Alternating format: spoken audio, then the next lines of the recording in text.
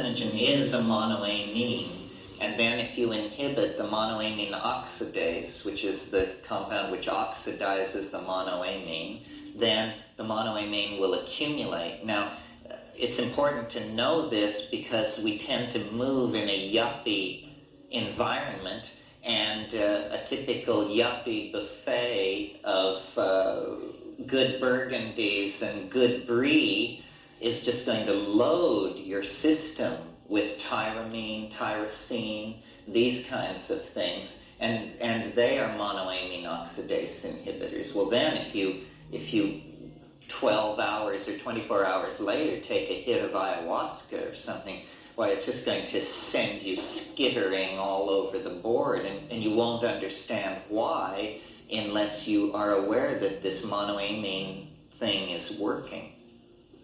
And then with the idea of the precursors of certain neurochemicals, like I heard the ayahuasca diet, specifically Luna gave a talk once in New York about it. He said it was like smoked fish and plantain. Mm-hmm. And possibly this is the precursors of certain neurotransmitters. Yeah, this is a more complicated question than simply yes or no on the monoamine oxidase inhibitors. Serotonin, which is of course the neurotransmitter that runs the nervous systems of all higher animals and occurs in all animals, is very strongly present in bananas, for example. So you can load your system with serotonin without realizing it if you eat a lot of bananas. In fact, it was very interesting. There was a group of people in tribal Africa who had actually lost the gene for the production of serotonin, or of serotonin B in any case, one subspecies of serotonin. And they didn't know that that was what was wrong with them. All they knew was that whenever anybody left the tribe, they would become psychologically ill and like go mad. And then when they would return to the tribe, this situation would immediately normalize. Well, so then they looked into it and they discovered that these people were eating bananas as a huge component of their diet. Consequently, even though the serotonin gene was deficient, they were always had a sufficient amount of serotonin because they were getting it from a dietary source. But if somebody left the tribe and left the forest and went to Kampala or something and got a job and stopped eating so many bananas, they immediately appeared to become mentally ill. This is because they were then finally forced to confront the fact that on the natch, they could not produce enough serotonin to stay balanced. So this is an example of how foods and neurotransmitters and all these things work. It's really astonishing, the fact that evolutionary biologists, in talking about how human beings have come to be, have never, so far as I know, talked about the evolutionary influence of diet.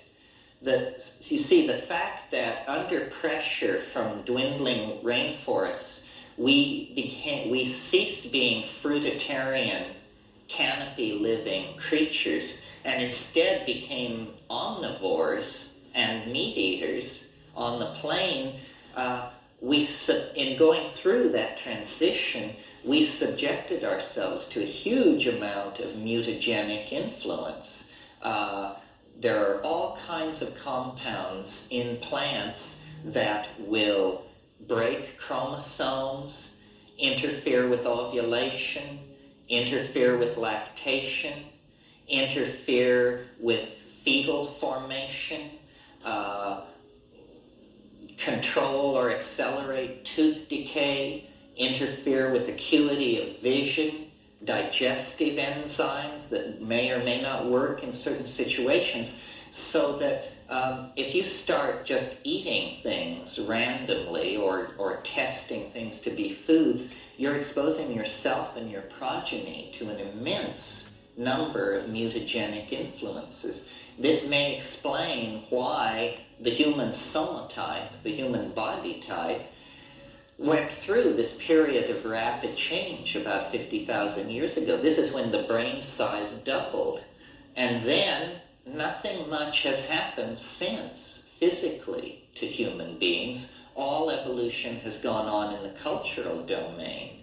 But this sudden explosion in the size of the brain case is occurring at the same time when there is this dietary shift.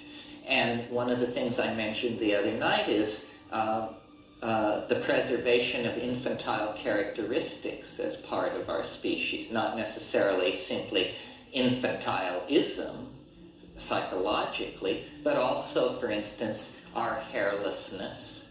Most primate babies are born hairless, but we're the ones who stay hairless the whole time. The suppression of secondary sexual characteristics, for instance, our rumps don't redden when we're in estrus, and all these things that we see happening in other primate species are suppressed in human beings. So, and there's a lot of debate about why these things go on. Why, for instance, there isn't a mating season in human beings, or why it is that female human beings can keep pregnancy a secret for quite a long time before it becomes apparent. How does this feed back in then to primate social organization? What do males do if they think a female is pregnant or not pregnant? And how does this work into the evolutionary thing?